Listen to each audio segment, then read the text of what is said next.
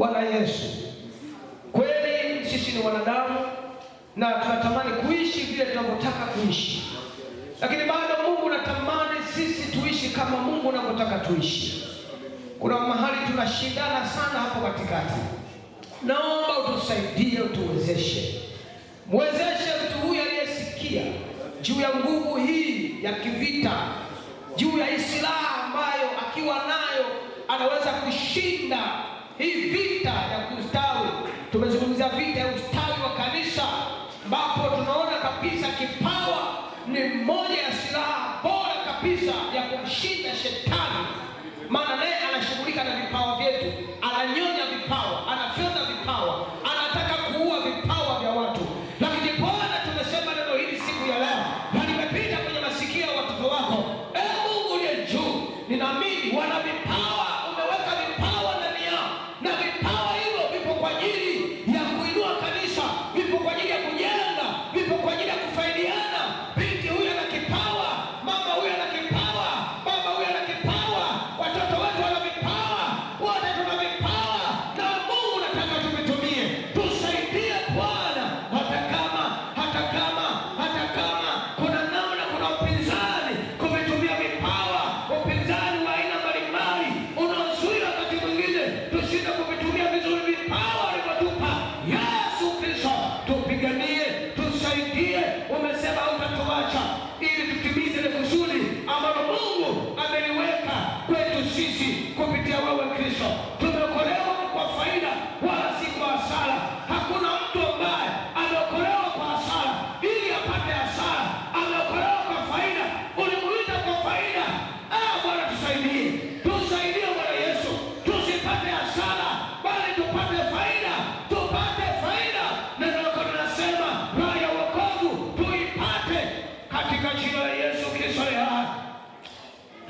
Bwana Yesu, inua kipawa cha mtu huyu. Inua kipawa chake Bwana Yesu.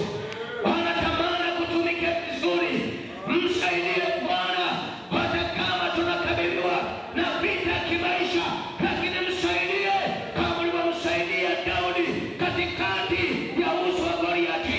Ukamsaidia akamuua Goliati kwa sababu ulimsaidia. Alikuja akiwa na jina lako, alikutegemea wewe. Baba, tusaidie kanisa lako, tusaidie katika jina la Yesu Kristo. Wasaidie mabinti wa kanisa hili Bwana, wakasaidie wakawe mabalozi wa neno lako, mabalozi wa kazi yako. Wasaidie Bwana katika jina la Yesu. Hata ulimwengu ujue hawa ni mabalozi, hata ulimwengu ujue waubadilisha ulimwengu, waupindua ulimwengu. Wako mahali hapa Sayuni wanaobadilisha kivuli, wako mahali hapa Sayuni. Yesu, achilia nguvu ya Roho Mtakatifu ikatembee, ikainua vipawa, ikainua vipawa na karama, ikainua huduma, ikainua kutenda kazi. Kila mtu akafanya sawasawa na alivyopewa katika jina la Yesu. Wasaidia Bwana Yesu, wasije kupata hasara, wasije kupata hasara, wasije kupata hasara.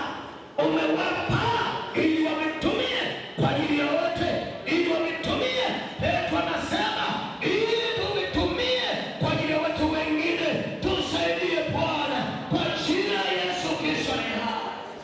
Mwokozi, naomba haya Mungu, wasaidie watoto wako. Ulimwambia Paulo, neema yangu inakutosha. Kile kipawa kilicho ndani ulichompa ukamwambia kinakutosha. Wenda kakitumie hicho na nitakubariki. Wenda kakitumie hicho na nitakubariki. Umetuita sisi ni gongo lako. Umetuita sisi ni silaha ya vita. Umesema watashindana na sisi lakini hawatashinda.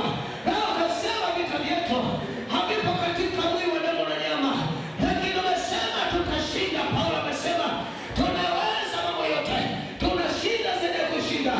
Maana yupo anatushindia, maana upo Mungu anatushindia, upo Yesu anatushindia.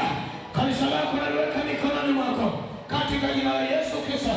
Achilia nguvu ya Roho Mtakatifu, achilia nguvu ya uhamisho, achilia uhamisho ndani kabisa, achilia nguvu ndani. Tembee, ifurike kanisa, lifurike, vipawa vitembee, vipawa viende, vipawa vifanye, vipawa vitembee. Asante Bwana Yesu. Asante Roho Mtakatifu. Kwa jina la Yesu Kristo ni hai. Kwa hiyo Jumapili nitakuwa na maombi maalum kwa ajili ya kile kipawa ambacho nitafundisha, utajua unapaswa kufanya nini. Lakini kwa wewe unayekuwa unajua, tutakuwa na maombi Jumapili maalum kabisa.